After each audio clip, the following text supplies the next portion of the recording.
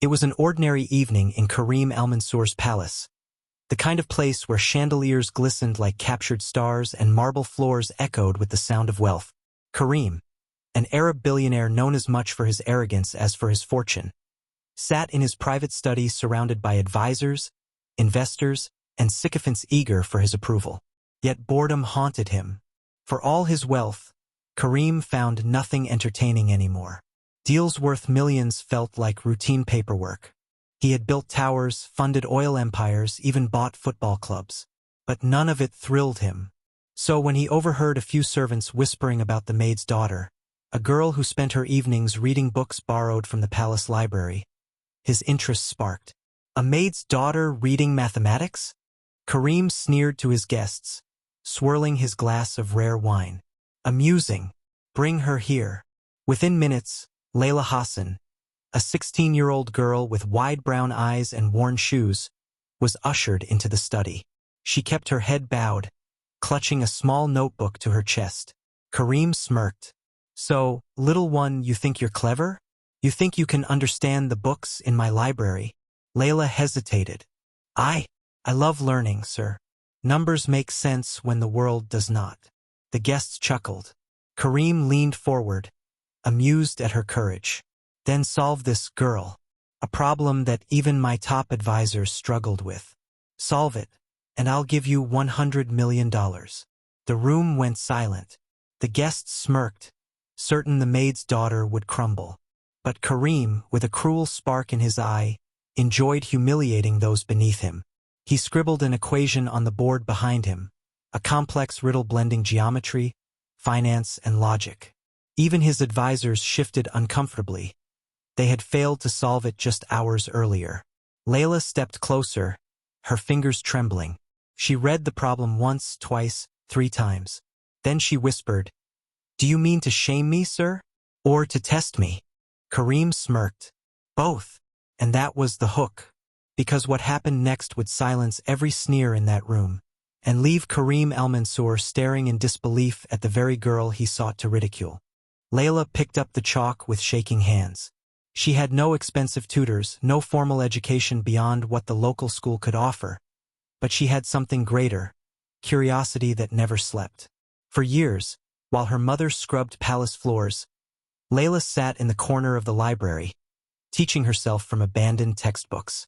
She would copy equations into her notebook until her fingers ached. She dreamed not of riches but of understanding the universe itself. Now, standing before Karim's mocking audience, she took a deep breath and began. Her small hand moved quickly, breaking down the problem piece by piece. Where the advisors had stumbled, Layla saw patterns. She whispered as she worked, "This variable cancels here. The interest rate folds back. Symmetry reveals the path." The room, once buzzing with laughter, fell silent. Only the squeak of chalk echoed. 10 minutes later, Layla put the chalk down. The board was filled with neat lines of logic leading to a single, clear answer. Karim's wine glass froze midair. His advisors leaned forward, jaws slack. The girl had solved it. "I believe that's correct, sir," Layla said softly, her voice steady now. Karim rose slowly, disbelief etched on his face. "Who taught you this?" "No one," she replied.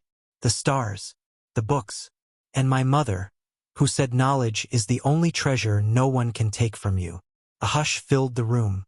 For the first time in years, Karim felt something stir inside him. Not anger, not arrogance, but awe. And then, laughter broke the silence. Not from mockery, but from pure astonishment. Diesel, one of the older advisors, clapped his hands. "By Allah, the girl is a genius." Karim clenched his jaw, masking the storm of emotions within him. He had promised, mockingly, arrogantly, that if she solved it, she'd earn $100 million. Surely she expected nothing. Surely she would be too humble to ask. But Layla simply bowed and said, "I don't want your money, sir. I only want books, and a chance to study where I belong." The billionaire's heart skipped a beat. No one had ever rejected his wealth before. Karim could have laughed it off, could have dismissed her brilliance as luck, could have refused to honor his word. But something in Layla's eyes stopped him. A fire he had not seen in decades, the fire of raw determination. It reminded him of himself as a boy, before money made the world soft. "I promised 100 million, Kareem said slowly, his voice steady. "And I am a man of my word." Gasps filled the room. His advisors whispered urgently, "Sir, she's just a maid's daughter. You don't need to." But Kareem silenced them with a glare. He turned back to Layla. "You solved what others could not. That deserves respect. But I'll offer you more than money. I will sponsor your education anywhere in the world. Cambridge, MIT, wherever your mind wishes to go."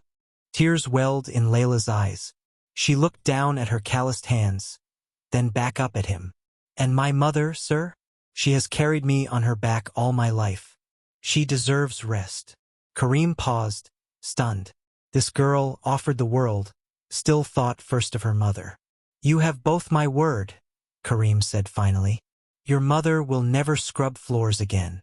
In that moment, the sneer that once defined him melted away. For the first time in years, Kareem felt humbled. Truly humbled.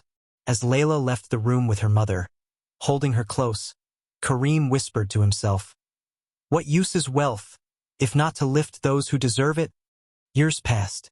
Layla studied at the world's finest universities, her brilliance shining brighter with every challenge. She became a scientist whose theories reshaped technology, energy, and education in her country.